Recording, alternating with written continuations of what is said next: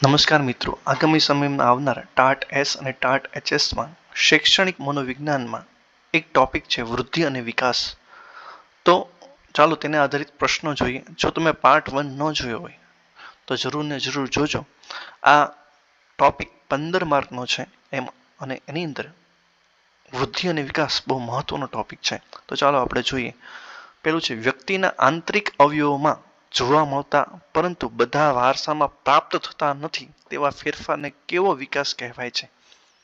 એ છે પ્રગતિ, બી છે અકસ્માત અને પ્રયાણ, સી છે નિર્માણ અને ડી છે મૂળભૂત. તો આપણે જવાબ જોઈએ. જો વિદ્યાર્થી મિત્રો તમને જો જવાબ આવડતા હોય તો જરૂર ને જરૂર કોમેન્ટ બોક્સમાં કોમેન્ટ કરજો અને હા, અમારી ચેનલને લાઇક અને સબસ્ક્રાઇબ જરૂર કરજો. આ ઉપરાંત તમારા જે બીજા મિત્રો છે જે ટાટની તૈયારી કરે છે તેને પણ જરૂર ને જરૂર અમારો વિડીયો મોકલજો. જવાબ જોઈએ તો બી આવશે અકસ્માત અને પ્રયાણ. બીજું છે તરુણ અવસ્થાને નીચેનામાંથી કયા નામથી ઓળખી શકાતી નથી? એ છે મુગ્ધાવસ્થા, બી છે કુમારાવસ્થા, સી છે પ્રૌઢાવસ્થા, ડી છે કિશોરાવસ્થા. તો જવાબ આપણે જોઈએ તો જવાબ છે કિશોરાવસ્થા.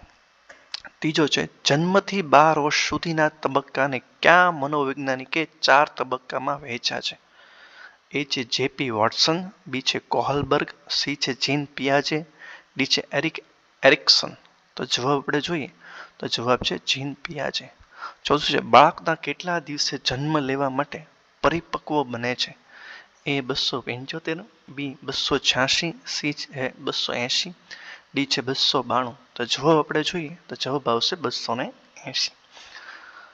પાંચમું છે કોણ નૈતિકતાનો વિસ્તારિતવાદ આપ્યો છે? એ છે હોઇંગ, બી છે એરિક્સન, સી છે કોહલબર્ગ અને ડી છે જીન પિયાજે. તો જવાબ આપણે જોઈએ તો જવાબ છે કોહલબર્ગ. છઠ્ઠું છે બાળકના જીવનની શરૂઆત ક્યાંથી થાય છે? એ વિકાસથી, બી ગર્ભધાનથી, સી અનુવંશથી અને ડી છે પરિપક્વતાથી. તો જવાબ આપણે જોઈએ તો ગર્ભધાન આવશે, ગર્ભધાનથી થાય છે. સાતમું છે સૈદ્ધાંતિકતાની સમજની કઈ અવસ્થા માટે વપરાય છે? એ છે પ્રૌઢાવસ્થા, બી છે કિશોરાવસ્થા, સી છે તરુણાવસ્થા, ડી છે વૃદ્ધાવસ્થા. તો જવાબ આપણે જોઈએ તો જવાબ છે તરુણાવસ્થા. આઠમું છે સિગમન્ડ ફ્રોઈડના મતે માનવ મનના કેટલા સ્તરો છે?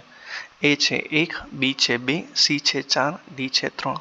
તો જવાબ આપણે જોઈએ તો 3 માનવ મનના સ્તરો છે. નવમું છે જોડકા જોડો. એમાં તમને એ પાર્ટમાં આપેલું છે ગર્ભાવસ્થા, શિશુ અવસ્થા, કિશોરાવસ્થા, તરુણાવસ્થા અને યુવાવસ્થા. અને બી પાર્ટમાં તમે જોઈ શકો છો 5 થી 12 વર્ષ, ગર્ભધાન પછીના આશરે 9 માસ, જન્મથી 5 વર્ષ, 19 વર્ષથી ઉપર અને 12 થી 19 વર્ષ. નીચે તમને એબીસીડી ક્રમ આપેલો છે, તમારે એમાંથી જવાબ ગોતવાનો છે. તો જવાબ તમે જુઓ તો તમને ખ્યાલ આવશે કે જવાબ એ છે તે આપણો જવાબ છે. 10મું છે ડુ ઓર ડાય નો સિદ્ધાંત કઈ અવસ્થામાં જોવા મળે છે? યુવાવસ્થા, તરુણાવસ્થા, પ્રૌઢાવસ્થા કે વૃદ્ધાવસ્થા? તો યુવા અવસ્થાની અંદર આપણને જોવા મળે. 11મું છે કઈ અવસ્થામાં વ્યક્તિના જીવનમાં મોટા ભાગે સ્થિરતા આવે છે? સ્થિર થઈ જાય એનું જીવન. તો એ છે તરુણાવસ્થા, બી છે પ્રૌઢાવસ્થા, સી છે યુવાવસ્થા કે ડી છે વૃદ્ધાવસ્થા. તો જવાબ આપણો પ્રૌઢાવસ્થાની અંદર જોવા મળે છે. 12મું છે ઉદ્યમશીલતા વિરુદ્ધ લઘુતા તબક્કાની ચર્ચા કોણે કરી? ઉદ્યમશીલતા વિરુદ્ધ લઘુતાની તબક્કાની છે. એ એરિક્સને, બી કોહલબર્ગે, સી હોઇંગે, ડી જીન પિયાજે. તો જવાબ છે હોઇંગે.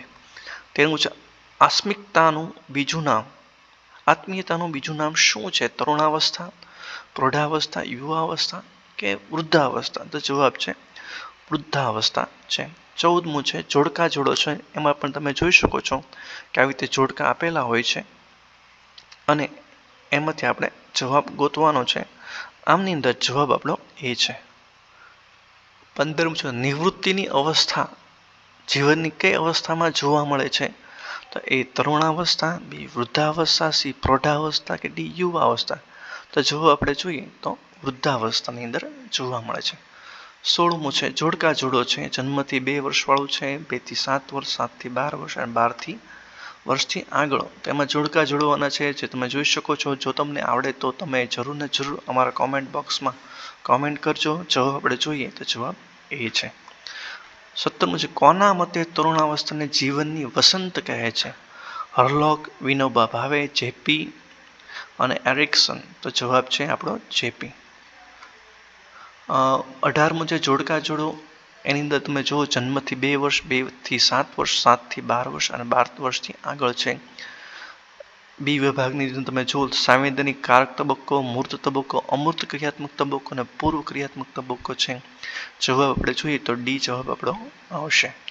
કઈ અવસ્થામાં 19મું છે કઈ અવસ્થાને કારણે શિક્ષણ શાસ્ત્રીએ 7 થી 14 વર્ષના બાળકો માટે ફરજિયાત અને સાર્થક શિક્ષણની હિમાયત કરી? હવે 7 થી 14ની જગ્યાએ આપણે 6 થી 14 ગણીએ છીએ. એ છે તરુણાવસ્થા, બાલ્યાવસ્થા, કિશોરાવસ્થા કે બી અને સી. તો જવાબ આપણો ડી આવશે, બી અને સી.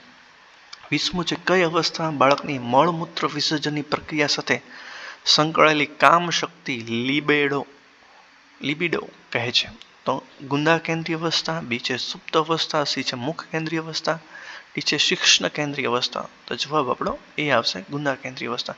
મિત્રો, જો તમને મારો વિડીયો ગમે તો ચેનલને લાઇક, સબસ્ક્રાઇબ અને શેર જરૂર ને જરૂર કરજો. અને તમારા બીજા જે મિત્રો છે ટાટની તૈયારી કરે છે, શિક્ષક બનવાની તૈયારી કરે છે, તેને પણ જરૂર ને જરૂર મોકલજો.